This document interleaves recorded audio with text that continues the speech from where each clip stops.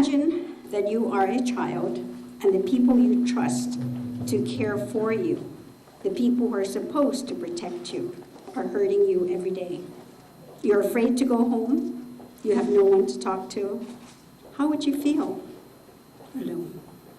Imagine that you're a woman, or worse, a young girl, and someone very close to you, your uncle, your cousin, your father, has forced himself on you, has threatened to kill you if you tell anyone.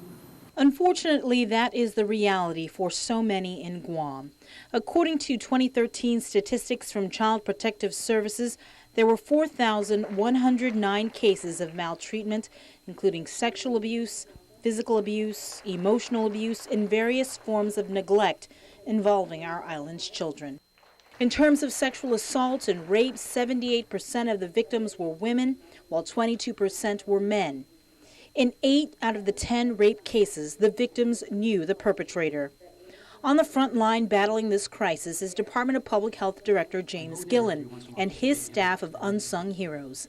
In particular, he recognizes the small understaffed group of employees in CPS who handle almost 40 to 70 referrals of child abuse every single week, with victims even as young as 1 month old. I ask him, how do you do this? I mean, I've got people there 18 years, 20 years doing this, and they still are up. And I said, what is it that keeps you doing this? And they said, we don't look at the situation. We look at getting the child out of the situation. That's what gives us the purpose. Okay.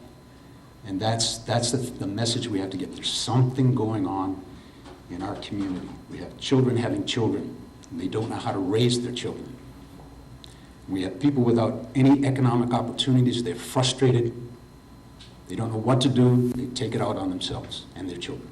At the Guam Community College, joint proclamations were signed between Gov Guam and the island's military commands, a partnership to work together to end the cycle of violence. The proclamations were to commemorate Sexual Assault Awareness Month, Child Abuse Prevention Month, and Crime Victims' Rights Week.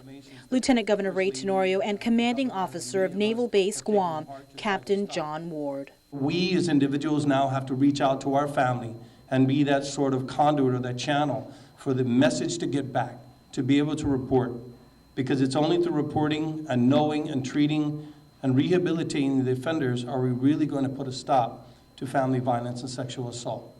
This is a community problem that we all need to be on the same page for. We need to collaborate together to work on to address the problem. When we get that synergy, when we get that partnership, we learn from each other. Aside from the proclamations, Speaker Judy Wanpat and her colleagues also presented a resolution commemorating the event.